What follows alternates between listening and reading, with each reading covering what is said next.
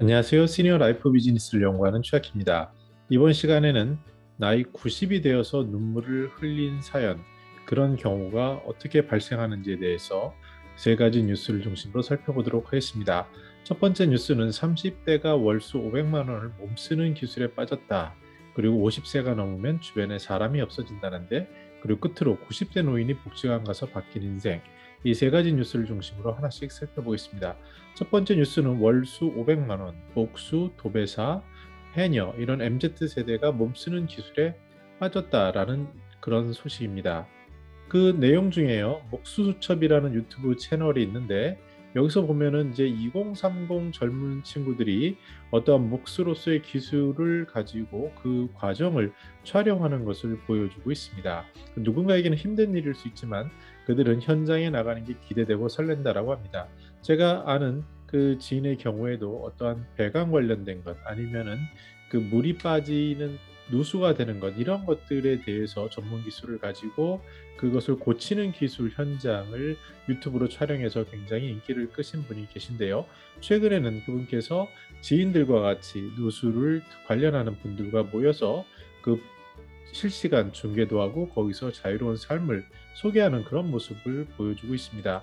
우리나라에서는 여전히 초기에는 이제 몸으로 쓰는 운동에 대해서 굉장히 그 편견을 가지고 있는 것이 현실적이지만 나이가 50이 되고 60이 되다 보면은 주변에 이러한 실질적인 기술을 가진 분들에 대해서 존경을 하게 되고 또 그런 분들이 나이에 제한 없이 이렇게 꾸준히 일을 할 수 있는 그런 환경을 보면서 다시 한번 돌이켜보는 그런 것이 있는데요. 어떠한 그 이쪽을 연구하시는 분, 특히 이제 휴 패트릭 컬럼비아대 경영대학원 교수는 이렇게 얘기한다고 합니다.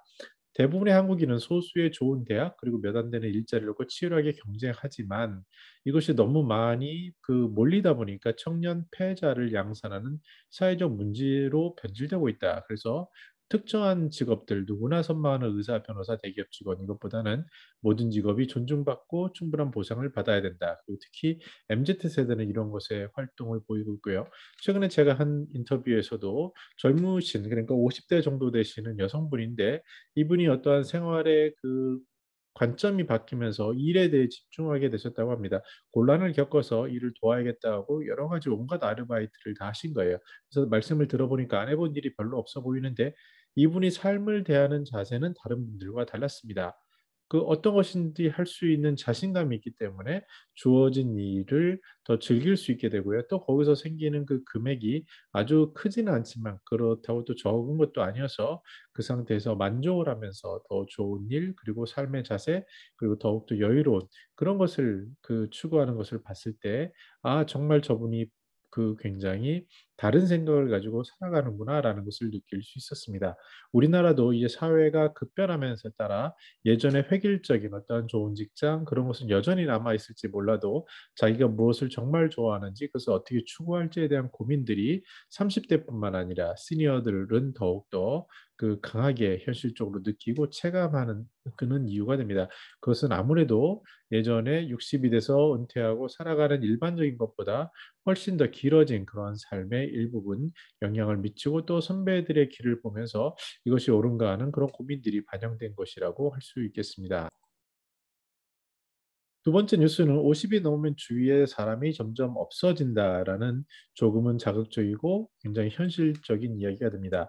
저 같은 경우도 이번 코로나를 겪으면서 친구들 연락할 부분이 굉장히 줄어들었고 그래서 비단 저뿐만 아니라 최근에 전화한 분들을 보면 활동적인 경우에도 그 활동의 범위가 줄어들게 되었고 그러면서 나에게 꼭 정말 소중한 친구, 그렇지 않은 친구를 구분하게 됐다라는 그런 슬프기도 하고 어떻게 우픈 그런 현실 얘기를 듣게 됩니다. 근데 50 정도가 되면 자기 일에 몰입하다 보면은 어떠한 생각하지 않은 피해를 주게 되고 또 조직에서는 생존하기 위해서 과도한 노력을 하다 보면 자기가 원하지 않게 누군가에게 그 듣기 싫은 얘기를 해야 되는 그런 상황에 놓이게 됩니다. 특히 이제 대기업의 큰 조직의 임원들인 경우에는 너무나도 체감하는 부분일 텐데요. 논어에는 이렇게 얘기를 합니다. 주위에 사람이 없다면 살펴봐야 할 것이 한 7가지가 있는데 타인의 나쁜 점을 들춰내거나 낮은 자리에 있는데 윗사람을 비방하거나 용감하지만 무례한 사람, 과감하지만 융통성이 없는 사람, 자기의 편견을 가지고 그동안의 편견을 지혜롭게 느끼는 사람, 또 불순한 짓을 가지고 용감하다고 느끼거나 혹독한 말로 남을 공격하면서 곧다고 여기는 사람이라고 얘기를 합니다.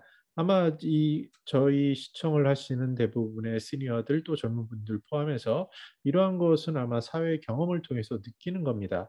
퇴직하고 나면은 느끼게 되는 게 어떤 분들이 상사로 기억이 나냐면 아 나에게 인간적인 마음을 가지고 따뜻한 말 한마디 잘해 주신 분들은 기억이 나지만 아주 능력이 출중하셨지만 그분들이 만약에 사람들에게 여기서 공자가 말한 여러 가지 무례한 행동, 심한 말을 했던 부분에 대해서는 후회하는 경우를 겪을 수 있습니다. 저 같은 경우도 그러한 것들이 굉장히 많았던 것 같습니다. 특히 이제 그 직장에서 중간 계층 이상이 되면서는 어떤 위에서 누르는 푸시를 그 나의 생존 동기에 의해서 그 후배 직원들에게 심한 말을 의도하지 않았던 심한 말들을 했던 것 같은데요. 또는 평가하거나 나의 그때의 편견으로 상처를 준 경우도 많이 있었던 것 같습니다. 지금 돌이켜보면 굉장히 부끄러운데 이런 일은 누구나 그 다 한 가지씩은 있을 수 있는 일이라고 생각이 들고 제가 존경하는 선배님들을 보면 그러한 똑같은 환경이었지만 그래도 후배들을 사랑하고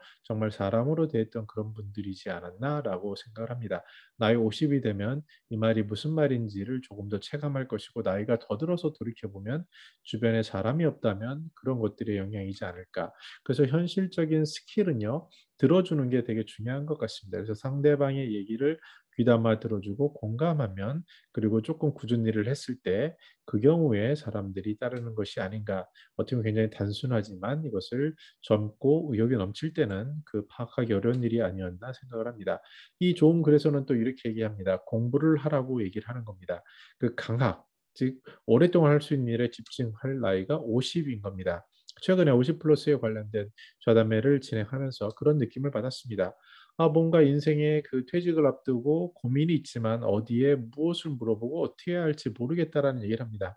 만약 서울인 경우에는 서울시 50 플러스 재단처럼 굉장히 탄탄하게 준비가 돼 있어서 좋은 퀄리티로 그 방향성을 제시하는 그런 솔루션들이 있지만 지방으로 갈수록 그런 것이 이제 시작하거나 아무래도 조건, 여건 속에서는 조금 떨어질 수 있는 것이 현실일 수 있겠습니다. 그런 한 가지 중요한 것은 저희가 살 날이 굉장히 많이 남았기 때문에 오랫동안 더 오랫동안 할 수 있는 일을 좋아하는 일에 집중하는 것. 예를 들어서 뭐 여기서 고구마 전문가라는 얘기를 했는데 그런 것들 나의 브랜드를 찾는 것에 집중하라고 얘기를 합니다. 더 나아가서 50이 돼서는 조직에서 이제 벗어날 수 있는 확률이 높기 때문에 스스로 궁리해 봐라. 자신의 인생 후반전을 궁리해 보라라고 합니다.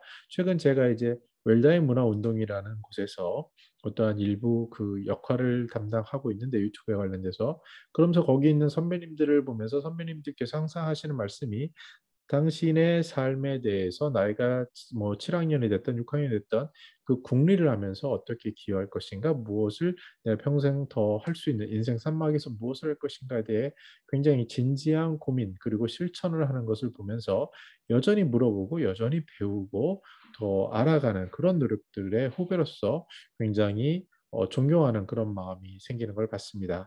50에 있는 노노 이 글에 이렇게 얘기를 하는데요. 이것은 이제 여기에 그 책식주의라는 굉장히 좋은 콘텐츠를 다시 이렇게 디자인을 살려서 꾸며주는 그러한 그 콘텐츠인데요. 거기에 이렇게 얘기합니다. 60살에 은퇴한 어느 노 교수는 죽기 전에 이렇게 회고했다고 한다. 나는 박수를 받으며 60대 초반에 은퇴했지만 90세가 되었을 때 후회 눈물을 흘렸다. 퇴직할 때 앞으로 30년을 더 살 수 있다고 생각했다면 이렇게 살지는 않았을 것이다. 아마 주변에서 쉽게 듣는 얘기입니다. 또 제가 지난번에 소개한 아흔즈메라는 그 교수님께서 60세쯤에 지리산에 가셔서 이제 굉장히 유유자적하고 삶을 돌이켜보며 행복하게 사셨는데요. 어느 순간 몸이 불편해지고 또 지리산이라는 거 가보신 분은 알겠지만 서울이나 이런 곳에서 접근성이 교통으로 굉장히 멀거든요. 그래서 그 아무래도 빈도가 떨어지고 이러다 보니 그 좋았던 자연 환경이 외로움으로 어느 순간 변하게 되고 그러면서 고독 속에 이렇게 그 굉장히 절망하는 그런 글들도 볼 수 있습니다.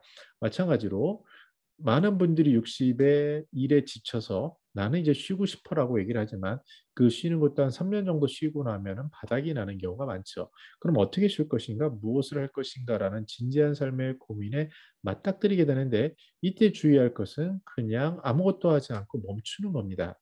앞으로 30년, 어쩌면 50년, 지금 그 최근에 들어본 뉴스로는 암을 완전히 표적 수술해서 그 집중 부분을 그 완전히 없앨 수 있는 그런 엄청난 기술이 장비들이 병원, 대형 병원에서 도입되고 있는데요. 현재는 가격이 비싸겠지만 어느 순간 이것도 이제 보험이 되고 굉장히 저렴해지는 순간이 될 거고 우리가 말로만 듣던 어떤 칩이 나노칩이 몸에 들어와서 고치고 예방하는 것들이 먼 미래만은 아니라는 것을 우리는 너무나도 잘 알 수 있습니다.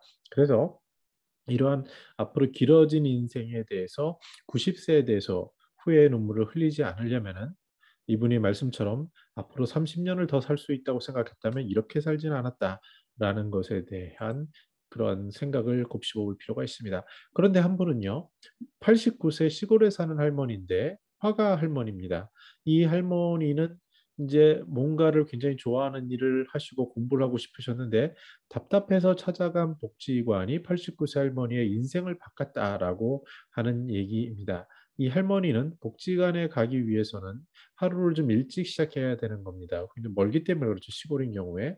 그런데 그분은 매일같이의 삶을 오늘은 고춧가루를 빻아달라고 부탁을 받았다. 그리고 뭐 복지관 오기 전에 이 방앗간에 맡겨놨다. 그리고 또 가져다 주고 이렇게 내가 할 수 있는 한 도우면서 사는 거다라는 마치 요새 이제 굉장히 갯마을 차차차에서 홍반장처럼 어떤 것을 해결사가 되는 그런 삶을 살고 있는데 이 할머니는 수업을 마치고도 또 집으로 돌아가 바쁜 일상을 되면서 좋아하는 일을 하는데요. 이런 것들에 대한 삶의 자세가 무엇이냐 그 시작점은 복지관을 찾은 것이고 또 재미있는 그림을 그리는 것을 또 거기서 배우고 활용한 부분입니다. 나이 드는 게 무섭지라고 말씀하시지만 그런데 배우고 익히는 건 하나도 무섭지 않다라고 말씀하고 계십니다. 뭔가를 그 나이에도 새로 배우고 또 익힐 수 있다는 것, 이런 것들에 대해서 어떤 자신감이라고 할 수 있죠. 지금 인생을 즐겁게 사니 내가 정말 고맙다. 나 지금 멋지게 사는겨?라고 물어보시는데 정말 멋지게 사시는 것 같습니다. 제가 만나본 수많은 시니어들, 지금 특히 이제 저는 그 부업 비슷하게 아르바이트의 그 리서치나 컨설팅을 많이 하는데요. 그러면서 제가 그 정부 조사라든지 민간 기업의 조사에 현장에 있는 분들을 만나면서 뭐 좌담회라든지 인터뷰라든지 이런 것을 상당히 많이 합니다. 그러면서 이제 시니어들의 생각을 듣고 현장에서 경험하고 이런 것들을 통해 보는데 흐름이라는 게 보여지죠. 근데 여전히 많은 분들은 인생의 본질적인 부분들, 아까 50세에 결정할 부분들에 대해서 굉장히 곤란해하고 또 주어진 일들에 대해서 여건이 있음에도 그것을 활용하지 못하는 경우를 보는 반면 제가 존경하고 또 멋있게 보시는 선배님들은 그 나이가 70이 됐건 80이 됐건 여기 할머니처럼 90이 됐건 지금 인생을 즐겁게 사니 내가 정말 고맙다. 그리고 또 당신이 좋아하는 평생을 배우는 재미로 살아왔다. 이렇게 얘기하시는 것을 봅니다. 그래서 마치 공자가 굳이 말한 것까지 들먹이지 않더라도 우리의 삶은 앞으로 열린 것에 대해서 새로운 관점 그리고 새로운 도전들이 필요해 보입니다. 정리해 보겠습니다. 앞에 본 30대들이 MZ 세대는 굉장히 다릅니다. 그리고 여러 가지 만나보면은 그 특히 이제 시니어들과의 갈등 요소도 있지만 이분들이 살아온 시대와 방식은 우리 시니어들이 살아온 시대와 방식과 확연히 다르기 때문에 이분들은 이분들의 지혜로 새로운 것들을 추구하는데 그 방향 중에 하나가 뭐 서로 몸을 쓰더라도 자신이 좋아하는 일 그리고 기술을 중심으로 간다는 거고요. 50대 돼서 대기업이나 번듯한 직장을 나가게 될 때 고민하는 것이 내가 앞으로 살 일이 굉장히 기술이 필요하겠구나라는 생각을 하고 이 기술은 비단 테크니컬한 것뿐만 아니라 그 외의 것들을 말하는데 몸을 쓴다든지 아니면은 자기 특정 분야 이런 것들을 얘기를 하죠. 그래서 거기에 대해서 무엇이든 공부를 해야 되고 앞으로 삶에 대한 궁리가 필요하다라고 할 수 있고 중요한 것은 90이 돼서 정말 수입 활동을 더 이상 영위하기 어려운 나이에도 여전히 새로운 것을 배우고 새로운 것을 익히고 그 속에서 자신의 경험을 느낄 수 있는 이러한 일들이 찾아보면 있을 수 있고요. 우리들의 인생이기 때문에 멋있는 시니어 선배들의 경우를 봤을 때 특히 이러한 탐색 기간을 갖는 것 그게 1년이든 2년이든 최소한의 탐색 기간을 가지고 다시 방향을 정해서 앞으로 10년을 계획하는 것, 이런 자세들이 필요해 보입니다. 마치 우리가 대학교 초중고를 나와서 대학까지 나온 다음에 특히 우리가 선망받는 직업은 또 인턴십이나 어떤 기간을 수년하는 그 기간을 거친 후에 비로소 현장에 투입이 되고요.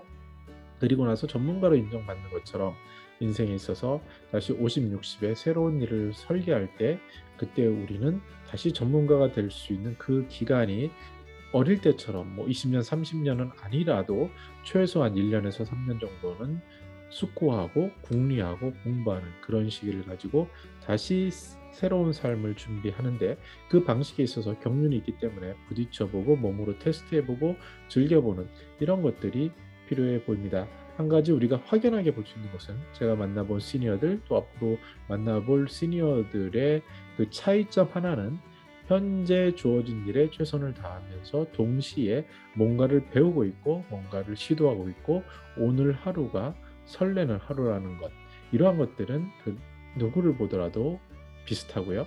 특히 나이가 드실수록 존경받는 분들인 경우 이러한 것들이 더 확고한 철학으로 담겨 있지 않나, 그렇게 조심스럽게 생각을 해봅니다. 저는 더 나은 시니어 삶 공동체를 연구합니다. 감사합니다.